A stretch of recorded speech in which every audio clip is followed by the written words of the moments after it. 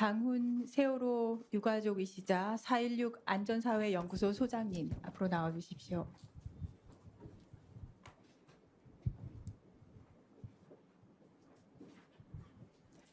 저는 사실 유가족께서 참고인으로 나와주셔서 진심으로 감사하다는 말씀 드리고요. 이 참석 자체가 정말 어려운 발걸음이었을 거라고 생각을 합니다. 유가족께서 계시는 자리에서 이진숙 후보자에게 먼저 질문을 드립니다.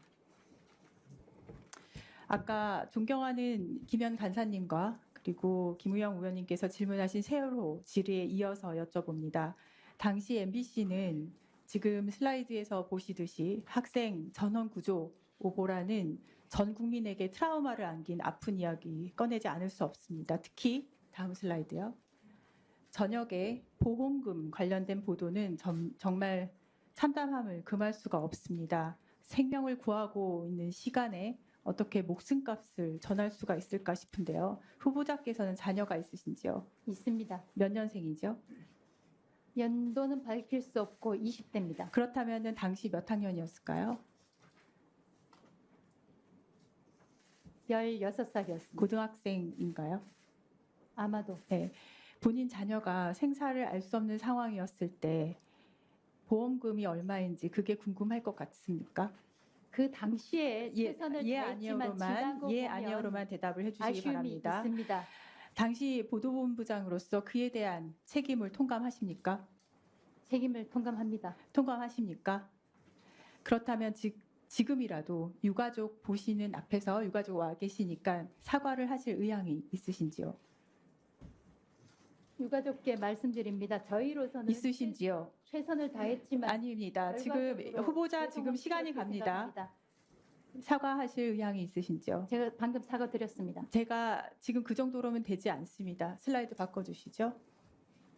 아주 상식적인 수준에서의 사과문입니다. 이 글 직접 읽어주실 수 있으신지요? 방금 사과하신다고 저는 하셨습니까? 진심으로 사과드렸습니다. 진심으로 사과드렸다는 말이 저의 언어로 사과드렸습니다. 통하려면은 이 글을 읽어주실 수 있을까요? 저는 저의 책임을 언어로 통감한다고 제 하셨고 마음을 담아서 책임을 유가족께 통감한다고 하셨습니다. 사과드렸습니다. 그리고 아까 전에 이야기를 했는데 말 중간에 치고 들어오지 마십시오. 질문하면 거기에 예, 아니요만 대답을 하세요. 이걸 읽을 수 있습니까? 없습니다. 없습니까? 진짜 없으니까 없습니다. 대단하시네요. 장훈 유가족께 질문을 드립니다. 네. 지금 이진숙 후보자의 말과 행동 그리고 진심을 담아서 했다는 저 사과에 대한 유가족의 한 사람으로서 의견 표명을 해주실 수 있으신지요? 제가 전체 저희 세월호 참사 유가족을 대표할 수는 없겠지만 네. 지금 이 자리를 모면하기 위한 사과라고밖에 볼 수 없고요. 진심 어린 사과라고 생각할 수 없습니다. 그리고 그런 사과는 받고 싶지 않습니다. 못 받아들이겠습니다.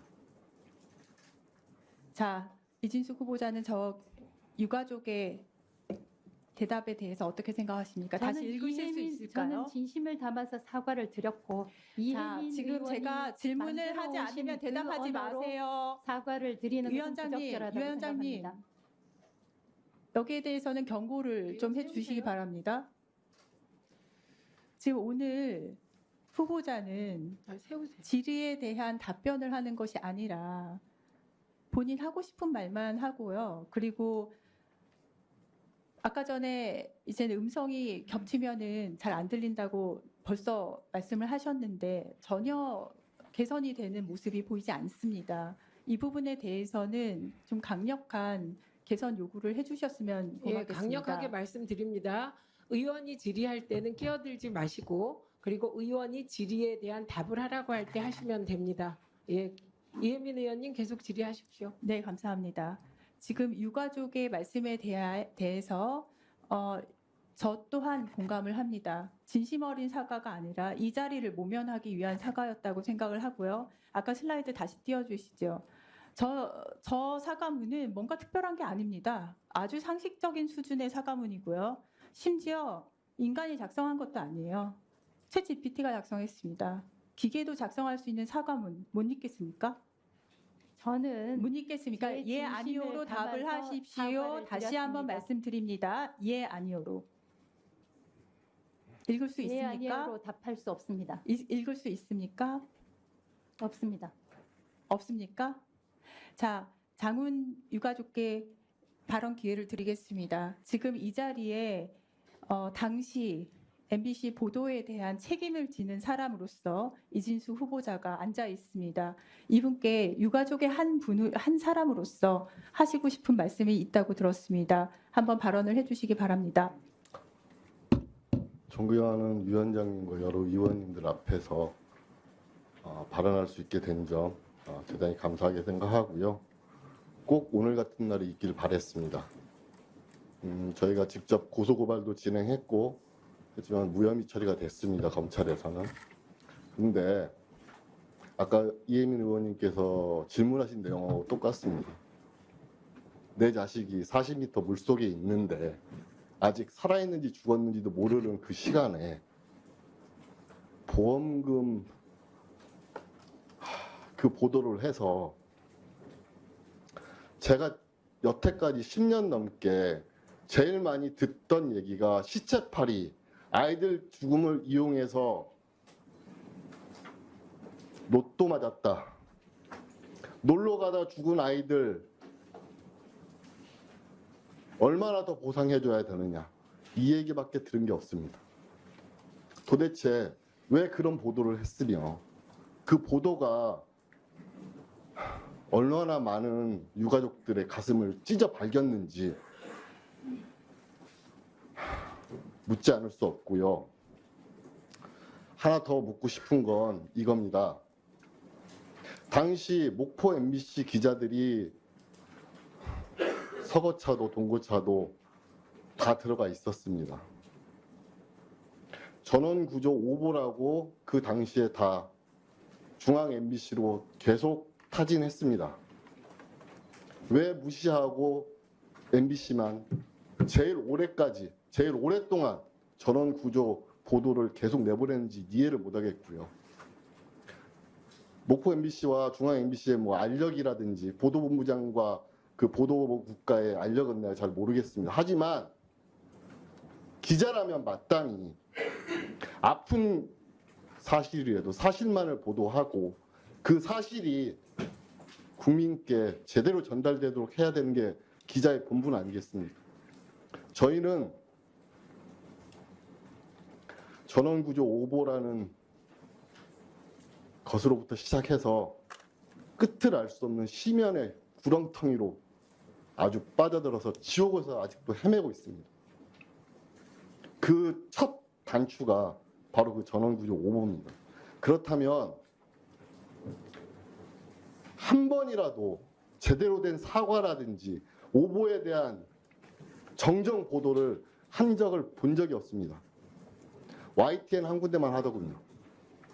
여기 최승호 사장님 와 계시지만 최승호 사장님 당시에 MBC 사장 아니었습니다. MBC 사장 되시고 저희한테 사장님 되신 다음에 죄송하다고 사과했지만 당시에 보도본부장, 보도국 사람들 한 명도 제대로 사과하지 않았습니다. 그 여파가 얼마나 크냐면 구조하러 가던 해경들조차도 전원구조 오보를 듣고 속력을 늦췄습니다. 그 1분 1초가 아까운 시간에 민간 잠수사들 전부 짐 싸서 꾸려가지고 내려가다가 차 돌렸다는 민간 잠수사들 상당히 많습니다. 직접적으로 제가 들은 증언들입니다. 이런 대참사를 발생하게 해놓고 방금 사과는 사과가 아닙니다. 그리고 저희가 100번 양보해서 실수했다고 치고 그 실수에 대해서 바로 사과하고 바로 잡아야죠. 그런 걸 본 적이 없습니다.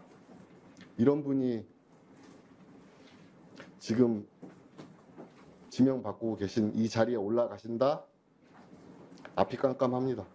제가 이런 얘기까지 할 필요가 없는 건 알고 있습니다. 여기 계신 의원님들께서 다 잘 하시겠죠. 하지만 국민들 입장에서 또 피해자, 직접적인 피해자 입장에서 정말 앞이 깜깜합니다. 저 지금 띄워놓은 사과문이 과연 저희한테 진심 어린 사과로 받아들여질까요? 저것 또한 못 이기겠다고 하지 않습니까? 저는 후보자님의 뭐 어떤 삶을 살아오셨고 어떤 궤적의 삶을 살아오셨고 모르겠습니다. 하지만 실수할 수 있고 그 실수를 바로잡는 게 인간이라고 생각하고 여태까지 그렇게 아이들 가르쳐 왔고 저도 그렇게 살아왔습니다. 그게 본분 아닐까요? 저는 아니라고 봅니다. 그리고 지금 사과라고 하신 부분은 절대 받아들일 수 없고 그런 사과는 그냥 다른 분들한테 하십시오. 저희는 절대 받아들일 수 없습니다. 이상입니다. 네, 감사합니다. 사실 노란 리본 운운하면서 극단적인 글을 쓰신 후보자께서 진심 어린 사과를 하실 거라고는 기대는 하지 않았습니다만 참담하네요. 유가족 계실 때 진심 어린 사과를 받아들이고 싶다는 저의 바람이 있었습니다. 수고하셨고 참고인께서는 들어가셔도 좋습니다. 네. 감사합니다. 이진숙 후보자는 지금 이 자리 모면하더라도 아프게 생각하시기 바랍니다.